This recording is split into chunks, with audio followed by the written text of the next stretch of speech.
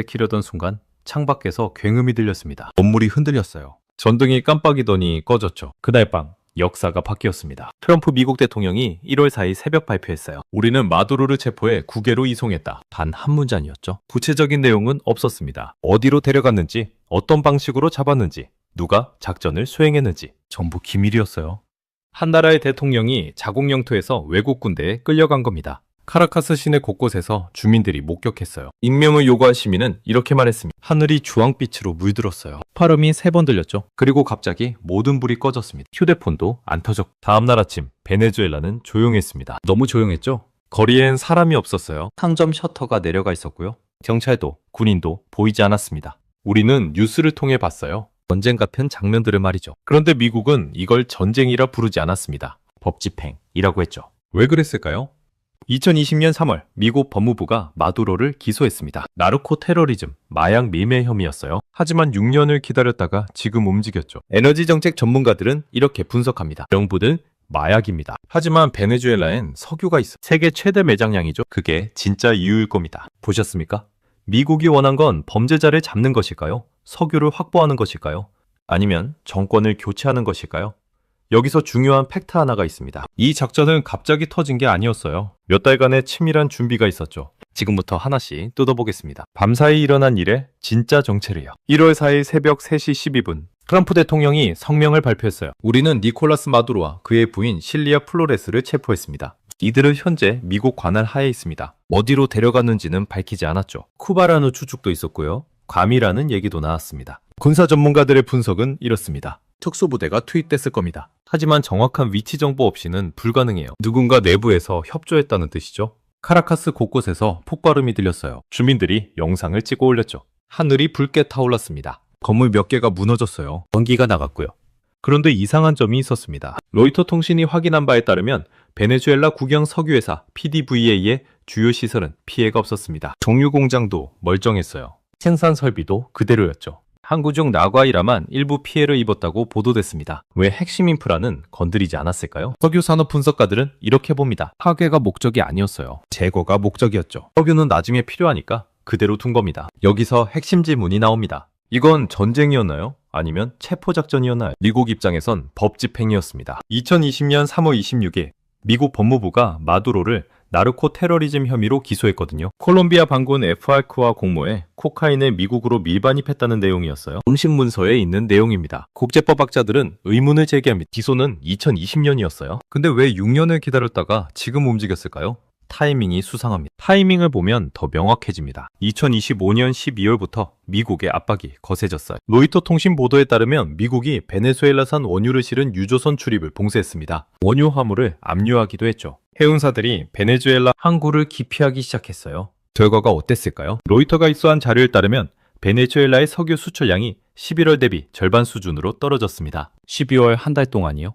구체적 수치는 확인되지 않았지만 업계에선 하루 30만에서 40만 배럴 수준으로 추정했죠. 베네수엘라 경제 전문가들의 증언입니다. 석유가 안 팔리니까 정부 재정이 말랐어요. 공무원 월급도 못 줬죠. 나라 전체가 서서히 멈추기 시작했습니다. 그리고 또 하나가 터졌어요. 2025년 12월 중순 PDVA 행정 시스템이 마비됐습니다. 로이터가 보도한 내용이에요. 사이버 공격이었죠. 컴퓨터가 전부 먹통이 됐습니다. 직원들이 펜과 종이로 일을 봐야 했대요. 사이버 보안 전문가들의 분석입니다. 국가급 해킹입니다. 개인이나 조직 수준이 아니에요. 어떤 나라가 배후에 있을 가능성이 높죠? 정리하면 이렇습니다. 12월에 석유 수출길이 막혔어요. 사이버 공격으로 행정이 마비됐죠. 그리고 1월 3일 대통령이 사라졌습니다. 이 세 가지가 우연일까요? 미국 의회에서도 논란이 있었습니다. 로이터 통신이 12월 3일 보도한 내용이에요. 일부 의원들이 대통령이 의회 승인 없이 군사행동을 할 수 있느냐고 따졌죠. 전쟁권한법에 따르면 미국 대통령도 전쟁을 하려면 의회 동의가 필요하거든요. 그런데 트럼프는 이걸 전쟁이라 부르지 않았습니다. 법집행이라고 했죠.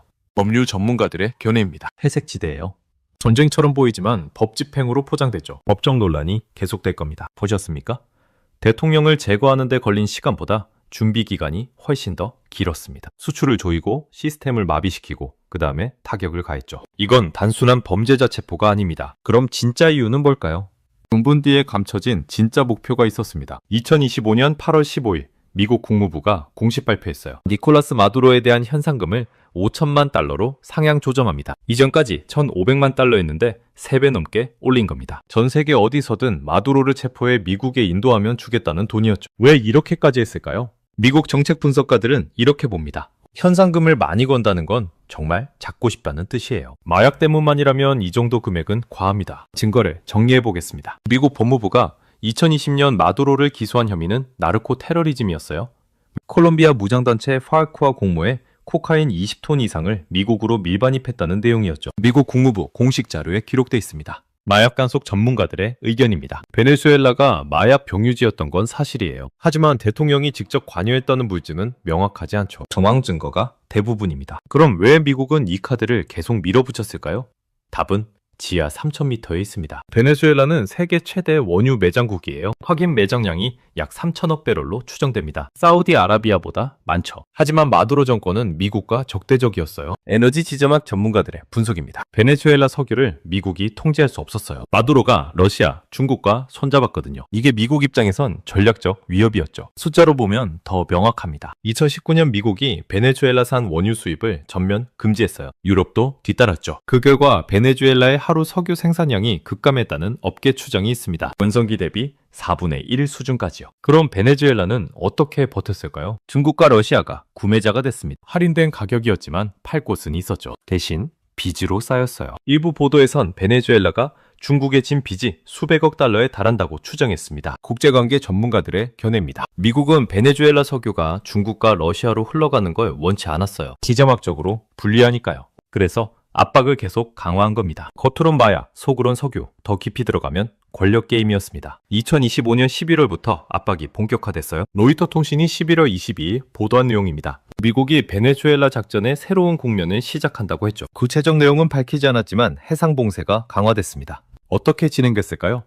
미국이 베네수엘라산 원유를 실은 유조선 출입을 막았어요. 일부 화물은 압류했죠. 보험사들도 베네수엘라 관련 선박에 보험을 거부하기 시작했습니다. 해운업계 관계자들의 증언입니다. 선박이 있어도 운항할 수 없었어요. 보험 없이는 항구 입항이 불가능하거든요. 베네수엘라는 고립됐죠. 12월에 결정 다가왔습니다. 로이터가 12월 중순 보도한 내용이에요. PDVA 행정 시스템이 사이버 공격을 받아 마비됐습니다. 컴퓨터가 전부 먹통이 됐죠. 생산량 데이터, 판매 기록, 입출금 내역 전부 접근 불가 상태였대요. 내부 관계자들의 증언입니다. 펜과 종이로 돌아갔어요. 1980년대처럼요. 엑셀도 못 쓰고 이메일도 안 되고 전화도 불안정했죠. 업무 속도가 10분의 1로 떨어졌습니다. 여러분 이야기 이어가기 전에 구독과 좋아요 한 번씩 부탁드려요. 앞으로도 세계 곳곳에 숨겨진 이야기 열심히 전해드리겠습니다. 악순환이 시작된 겁니다. 첫째, 원유 판매 루트가 차단됐어요. 둘째, 정부 재정이 고갈됐죠. 셋째, 공무원 급여 지급이 중단됐습니다. 넷째,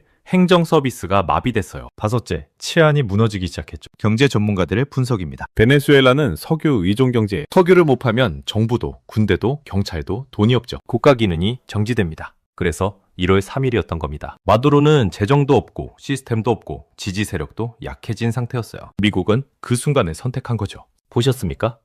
이건 갑작스러운 공습이 아니었습니다. 몇 달에 걸쳐 정교하게 준비된 전략이었어요. 마약은 명분일 뿐 진짜는 석유 통제와 정권 교체였죠. 그렇다면 질문이 하나 더 남습니다. 베네수엘라는 왜 이렇게 쉽게 무너졌을까요? 석유 고가의 취약성이 드러났습니다. 베네수엘라는 석유 의존 경제예요. 정부 수입의 90% 이상이 석유 수출에서 나온다는 추정이 있습니다. 한 산업이 모든 걸 책임지는 구조죠. 이름을 밝히지 않은 베네수엘라 시민의 증언입니다. 12월 첫째 주부터 이상했어요. 동네 빵집에 밀가루가 떨어졌대요. 슈퍼마켓에선 우유가 사라졌고 가격표만 있고 물건은 없었습니다. 왜 그랬을까요? 베네수엘라는 식량 대부분을 수입해요. 밀, 쌀, 콩, 우유, 거의 전부죠.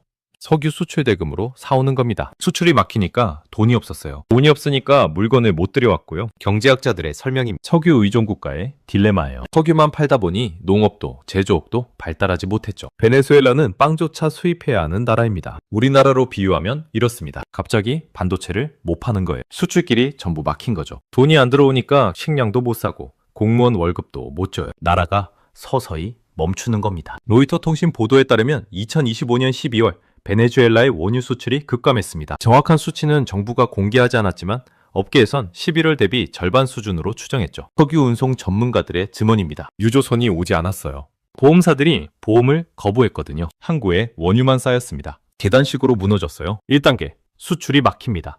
2단계, 재정이 고갈되어 3단계, 급여를 못 줍니다. 4단계, 공무원이 출근 안 해요. 5단계, 행정이 멈춰요. 6단계, 치안이 무너져요. 전직 베네수엘라 경찰관의 증언입니다. 12월 셋째 주에 월급이 안 나왔어요. 동료들이 하나둘 사표를 냈죠. 순찰차도 기름이 없어서 차고에 세워뒀습니다. 거리엔 경찰이 없었어요. 시각적으로 상상해보세요.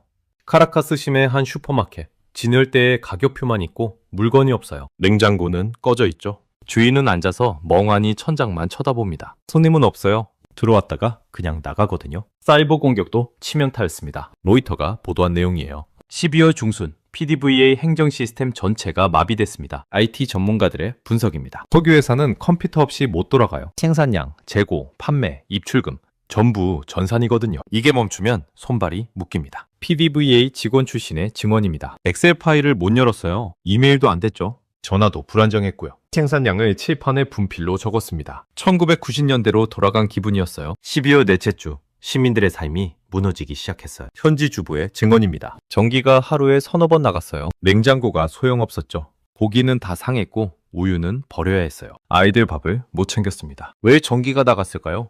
베네수엘라는 발전소를 석유로 돌려요. 석유를 태워서 전기를 만들죠. 그런데 수출 대금이 없으니까 발전소 부품을 못 샀어요. 기계가 고장나도 못 고쳤죠. 에너지 전문가들의 분석입니다. 악순환입니다. 수출이 막히면 돈이 없고 돈이 없으면 설비를 못 고치고 설비가 고장나면 생산이 더 줄어들죠. 카라카스 거리 모습을 그려볼까요? 12월 29일 저녁 7시 해가 진 거리. 가로등 절반이 꺼져 있어요. 신호등도 안 들어와요. 상점들은 일찍 문을 닫았죠. 사람들은 빨리 집으로 향합니다. 경찰이 없어서 위험하거든요. 현지 대학생의 증언입니다. 12월 말엔 밤 8시 이후 외출을 안 했어요. 강도가 많았거든요. 경찰도 없고 가로등도 없으니까 범죄자들 천국이었죠. 그리고 1월 3일 밤이 왔습니다. 오후 11시 47분 폭발음이 들렸어요. 목격자의 증언입니다. 처음엔 천둥인 줄 알았어요. 근데 3번 연속 터졌죠. 창문이 흔들렸어요. 밖을 봤더니 하늘이 주황색이었습니다. 범전이 됐어요. 이번엔 도시 전체가 꺼졌죠. 현장에 있던 시민의 증언입니다. 휴대폰도 안 터졌어요. 인터넷도 끊겼고요. 밖에 나가봤더니 이웃들도 다 나와 있더라고요. 다들 뭔지 모르겠다고 했어요. 다음날 아침 사람들은 알았습니다. 라디오 방송을 들은 시민의 증언입니다. 대통령이 사라졌다고 하더라고요. 처음엔 농담인 줄 알았죠. 근데 진짜였어요. 놀랍지도 않았습니다. 이미 나라가 멈춰 있었거든요. 핵심은 이겁니다. 국가는 건물과 공장만으로 안 돌아가요.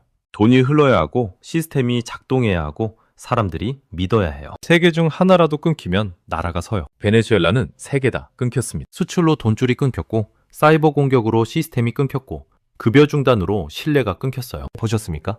나라를 무너뜨리는 건 폭탄이 아니에요. 리듬과 시스템과 돈줄을 끊는 거예요. 그래서 대통령을 제거하는 게 생각보다 쉬웠던 겁니다. 이제 더 큰 질문이 남습니다. 앞으로 베네수엘라는 어떻게 될까요? 72시간이 베네수엘라의 미래를 결정합니다. 1월 4일 아침 카라카스는 조용했어요. 너무 조용했죠? 거리엔 사람이 없었습니다. 상점 셔터가 내려가 있었고요. 경찰도 군인도 보이지 않았어요. 국제정치 전문가들은 이렇게 경고합니다. 권력 공백이 가장 위험합니다. 누가 명령할지 모르는 상황이거든요. 72시간 안에 새 질서가 안 서면 혼돈이 시작돼요. 왜 72시간일까요?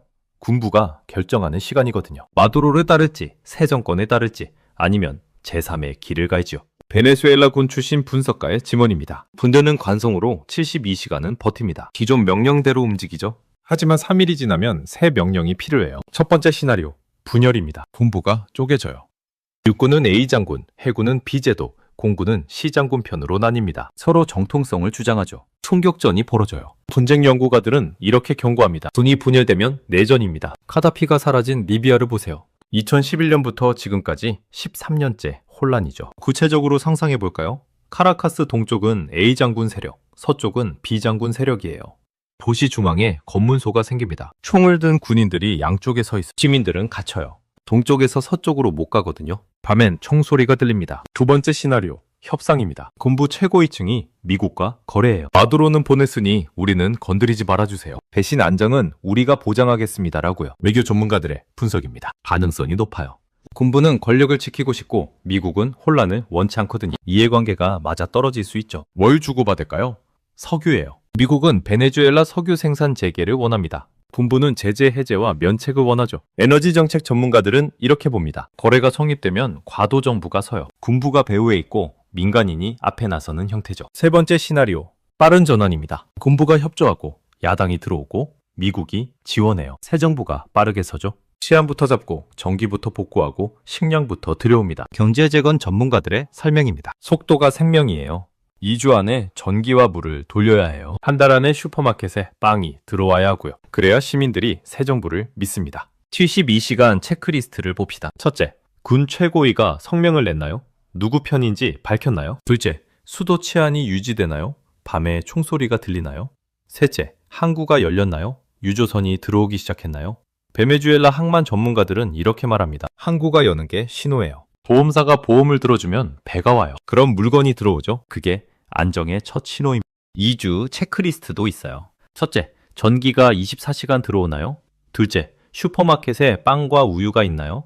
가격이 안정됐나요? 셋째, 은행이 열렸나요? 돈을 찾을 수 있나요? 경제학자들은 이렇게 강조합니다. 이 세 개가 안 되면 시민들은 새 정부를 안 믿어요. 빵과 전기와 돈, 이게 신뢰의 기초거든요. 말이 아니라 밥입니다. 100일 체크리스트까지 가보죠. 첫째, 석유 생산이 정상화됐나요? 수출이 재개됐나요? 둘째, 학교와 병원이 정상 운영되나요? 셋째, 선거 일정이 발표됐나요? 정치 분석가들은 이렇게 경고합니다. 100일 안에 이 세 개를 못하면 장기 혼란이에요. 10년 이상 갈 수도 있죠. 국제사회는 뭘 할까요? 미국은 재건 지원을 약속할 겁니다. 달러가 들어올 거예요. 하지만 조건이 있죠. 친미 정권을 세우라는 거예요. 국제관계 전문가들의 견해입니다. 공짜 점심은 없어요. 미국이 돈을 주는 건 영향력에 사는 겁니다. 중국과 러시아는 어떨까요? 에너지 지정학 전문가들의 분석입니다. 중국은 빚을 받으려 할 거예요. 수백억 달러니까요. 석유로 받든 광산권으로 받든 뭔가 챙기려 할 겁니다. 러시아는 군사기지를 지키려 할 거고요. 결국 베네수엘라는 또 다른 게임판이 됩니다. 미국 대 중국, 러시아, 석유를 두고 벌이는 싸움이죠. 베네수엘라 시민들은 그 사이에 끼어 있고요. 베네수엘라 시민단체 활동가의 증언입니다. 우리는 또 이용당하는 거예요. 차베스 때도 마두로 때도 그랬고 이제 또 그럴 겁니다. 진짜 위험은 따로 있어요. 분쟁 전문가들은 이렇게 경고합니다. 베네수엘라가 시리아처럼 될 수 있어요. 미국, 러시아, 중국, 쿠바, 콜롬비아 다들 자기 이익을 챙기려 들어오죠. 대리전이 시작되는 겁니다. 2026년 1월 4일 베네수엘라는 갈림길에 서 있습니다. 72시간 안에 방향이 정해져요. 안정이냐, 혼돈이냐, 재건이냐, 분열이냐 보셨습니까? 대통령을 제거하는 건 쉬웠어요. 하지만 나라를 다시 세우는 건 몇 년이 걸릴지 몰라요. 어쩌면 영영 못 일어날 수도 있죠. 2026년 1월 4일 베네수엘라는 여전히 어둡습니다. 대통령은 사라졌지만 문제는 그대로예요. 석유는 땅속에 있지만 팔 길이 없고요. 이게 우리에게 보여주는 건 뭘까요? 21세기 전쟁은 폭탄만으로 끝나지 않아요. 경제를 조이고 시스템을 마비시키고 신뢰를 무너뜨립니다. 지금 이 순간에도 카라카스 어딘가에서 한 엄마가 냉장고를 열어봅니다. 텅 비어 있어요. 아이가 엄마 배고파라고 하죠. 엄마는 대답이 없습니다. 줄 게 없거든요. 지금 이 순간에도 한 청년이 항구를 바라봅니다. 해가 오기에 기다리죠. 하지만 수평선은 텅 비어 있어요. 베네수엘라가 우리에게 던지는 질문은 이겁니다. 한 나라를 무너뜨리는 데는 며칠이면 충분해요. 하지만 다시 세우는 데는 몇 년이 걸릴까요? 석유가 수백억 배럴이 있어도 소용없어요. 할 길이 없으면 말이죠. 군대가 있어도 소용없습니다. 월급이 없으면 충성도 없거든요. 2026년 1월 5일도 해가 뜰 겁니다. 베네수엘라에도. 우리나라에도요. 하지만 베네수엘라 시민들에겐 그저 또 하나의 불확실한 아침일 뿐입니다. 답은 72시간 안에